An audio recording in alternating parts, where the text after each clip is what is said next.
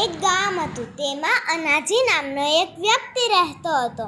તેમની પાસે એક ગાય હતી. તેમને તે ખવડાવતા અને તેમનું દૂધ વેચીને પોતાનું ગુજરાન ચલાવતા હતા. અને તેમનો મોટો ભાઈ ધનાજી તે તેમની સાથે કોઈ પણ સંબંધ ન રાખતો હતો. તેને અમીર હોવાનું ખૂબ અભિમાન હતું. અને ધનાજીનો મોટો ભાઈ અને તે મળ્યા હોય ક્યારેક તો પણ તેની સાથે કોઈ સંબંધ ના રાખતો હતો. અચાનક અનાજીની ગાય એક દિવસ મરી ગઈ અને અનાજી ખૂબ દુઃખી થવા લાગ્યો. તેણે ગાયની પોતાની પત્નીને વાત કરી. તે ગાયને ખૂબ જ પ્રેમ કરતા હતા અને અત્યારે તો ગાય નથી અને તેમનું દૂધ વેચીને પોતાનું ગુજરાન કેમ ચલાવશે? ત્યારે તેણે થેલીમાં જોયું તો તેની પાસે પૈસા પણ પૂરા થઈ ગયા હતા. તે આમ તેમ ચાલવા લાગ્યો. ત્યારે તેની પત્નીએ કહ્યું કે તમે મોટા ભાઈ પાસેથી જમીનનો ભાગ કેમ નથી માંગતા? આપણે જમીનમાં કંઈક વાવીને રોજીરોટી કમાઈ શકીએ છીએ. આમ તો ધનાજી આપણે સંબંધ રાખતા નથી. તું કે છો તો હું એકવાર એમની જોડે વાત કરી જોઉં. ત્યારે અનાજી પોતાના મોટા ભાઈ ધનાજી પાસે જાય છે અને પોતાની ફોડી વિશે કહે છે. ત્યારે અનાજી ગુસ્સે થાય છે અને કહે છે કે એ જમીન ફક્ત મારી છે. પિતાજી એને મારા નામ પર કરી ગયા છે. તને કેમ આપી શકું? ત્યારે અનાજી કહે છે કે પિતાજીએ આપેલી જમીન પર આપણા બંનેનો સરખો ભાગ હોવો જોઈએ. ભાઈ, તમે એટલું તો વિચારો કે મને મારી જમીન ઉપર ભાગ નહીં મળે તો હું અને મારો પરિવાર ખાશું શું? ત્યારે ધનાજી બોલે છે કે એનાથી મને કોઈ ફરક નથી પડતો. તારા ભાગે આવી છે આ ઘંટી. જોઈતી હોય તો લઈ જા. અને હા, ફરીવાર અહીં આવવાની હિંમત ના કરીશ. ધનાજીના આવા વર્તનથી અનાજી ખૂબ દુઃખી થઈ ગયો અને ઘંટી લઈને ત્યાંથી ચાલ્યો ગયો. પોતાની ચિંતામાં ડૂબેલો અનાજી આમ તેમ ભટકી રહ્યો હતો. ત્યારે અચાનક જ તેને ઉપરથી કંઈક વસ્તુ પડવાનો અવાજ સંભળાયો. તેણે ત્યારે ઉપર જોયું તો કંઈક વસ્તુ, તે પણ આખોને આખો માણસ હતો. તેણે અનાજીને પોતાના બંને હાથથી પકડી લીધો. આખોને આખો માણસ હતો, ઉપરથી ટપક્યો હતો. અરે ભાઈ, કોણ છો તમે? ક્યાંથી આવ્યા છો? અરે ભાઈ, હું એક જાદુગર છું. હું મારી છત્રી લઈને આકાશમાં ઉડી રહ્યો હતો. અચાનક મારી છત્રી તૂટી ગઈ અને હું નીચે પડવા લાગ્યો. સારું થયું તે મને પકડી લીધો. કઈ છું, વાંધો નહીં. હું કંઈક કામ તો આવ્યો, નકર આજકાલ તો હું નવરો જ ફરી રહ્યો છું. આવું શું કામ બોલે છે? શું? પછી અનાજીએ બધી જ વાતો જાદુગરને કહી. હવે તમે જ મને કહો, હું આ ઘંટીનું શું કરું? આને કંઈક વેચી પણ નથી શકતો. આ છેલ્લામાં છેલ્લી મારા પિતાની નિશાની છે. કશું વાંધો નહીં.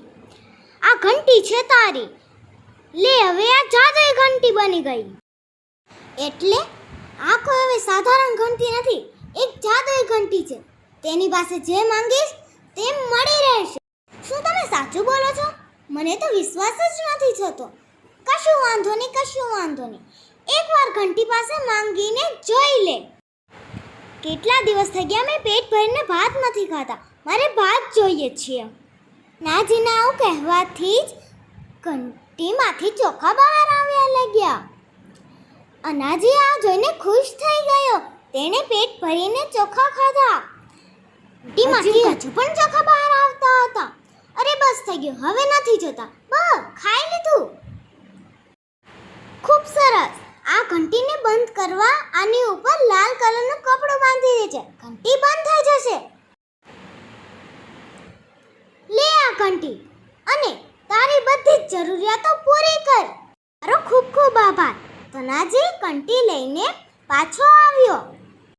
તેણે ઘંટી વિશે પોતાની પત્નીને વાત કરી. તેની પત્ની અને અનાજી ખૂબ ખુશ થઈ ગયા. તેમની તો બધી જ ઈચ્છા પૂરી થઈ ગઈ. તેને જે જતું તે ઘંટી પાસે માંગી લેતા અને ઘંટી તેમની બધી જ ઈચ્છા પૂરી કરતી. ધનાજી ઘંટી પાસે ઘઉં, ચોખા, ફળ વગેરે માંગતો હતો ને જોઈતું એટલું રાખીને બાકીનું બજારમાં વેચી દેતા હતા. જોતામાં અનાજી ખૂબ અમીર થઈ ગયો. તેણે પોતા માટે ઘર પણ ખરીદ્યું અને ખેતર ખરીદ્યું. તેમની અનાજીની પ્રગતિ અનાજીથી જોવાય નહીં. તે મનમાં ને મનમાં કહેવા લાગ્યો, કાલ તો અનાજીના ખાવાના પણ ફાફા હતા. આટલો અમીર આટલી જલ્દી કેમ થઈ? એકવાર જોવું પડશે આ કરે છે શું કે આટલો જલ્દી અમીર થઈ ગયો. એકવાર ધનાજી અનાજીને ઘરે ગયો અને ચોરી છુપે બારીમાંથી જોવા લાગ્યો. અનાજીએ જોયું કે ધનાજી ઘંટીની સામે ઊભો હતો અને તેની જોડે કંઈક માંગી રહ્યો હતો અને ઘંટી તેની સાથે ચાલવા મળી અને તેમાંથી ખાંડ નીકળવા મળી અને ધનાજીની પત્ની ખાંડ થેલીમાં ભરી રહી હતી. હે, આ કેમ થયો છે? ઘંટીમાંથી બોરસ નીકળે છે. આ કેવી રીતના થઈ શકે? અનાજીએ ફરીવાર જોયું તો હજી પણ બોરસ નીકળતા હતા. હવે તેની સમજમાં કંઈક આવ્યું. ઓહો, હવે ખબર પડી કે ધનાજી ઘંટી પાસેથી માંગે છે અને ઘંટી તેમની ઈચ્છા પૂર્ણ કરે છે. ઓહો, આ કોઈ સાધારણ ઘંટી નથી, આ તો એક જાદુઈ ઘંટી છે. આ ઘંટી તો મારી પાસે હોવી જોઈએ. એ જ દિવસે ધનાજીએ અનાજીની જાદુઈ ઘંટી લઈ લીધી. ઘંટી લઈને ગામમાં રહેવું શક્ય નથી. કદાચ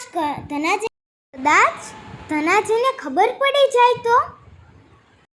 એનાથી તો સારું છે કે હું આ જાદુઈ ઘંટી લઈને ક્યાંક દૂર રહેવા વયો જાઉં.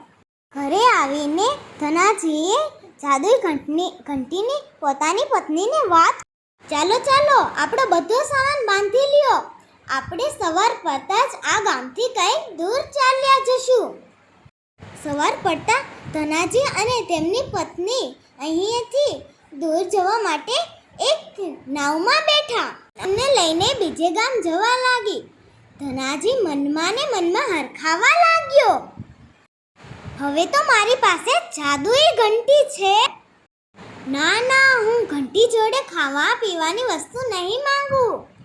તો તેની પાસે ચાંદી, સોનું, હીરા જવેરાત માંગીશ. કેટલી મજા આવશે.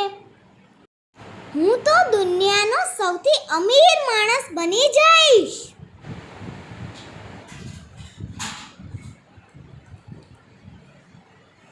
અરે સાંભળો છો, હું સવારે ઉતાવળમાં શાકમાં મીઠું નાખવાનું જ ભૂલી ગઈ.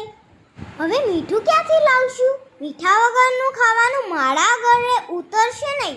અરે કોઈ વાંધો નહીં મારી વાલી, મીઠું હમણાં જ હાજર કરું છું. ધનાજીએ થેલામાંથી ઘંટી બહાર કાઢી અને તેમની જોડે મીઠું માંગ્યું. ઘંટી ફરવા લાગી અને મીઠું બહાર આવવા લાગ્યું. ધનાજીએ મુઠ્ઠી ભરીને મીઠું પોતાની પત્નીને આપતા કહ્યું, આ લે, વધારે જોઈતું હોય તો બોલ. બસ મીઠું કંઈક ખાવાનું થોડી ના છે. બસ હવે વધારે મીઠું નથી જોઈતું. ચાલો તો હવે ઘંટી બંધ કરી દઉં છું. ઘંટી બંધ થઈ જા. અરે ઘંટી એમ થોડી ના બંધ થવાની હતી. ઘંટીમાંથી મીઠું હજુ પણ નીકળતું જ હતું. ઘંટી એમ થોડી ના બંધ થવાની હતી. ઘંટી ચાલતી જ રહી.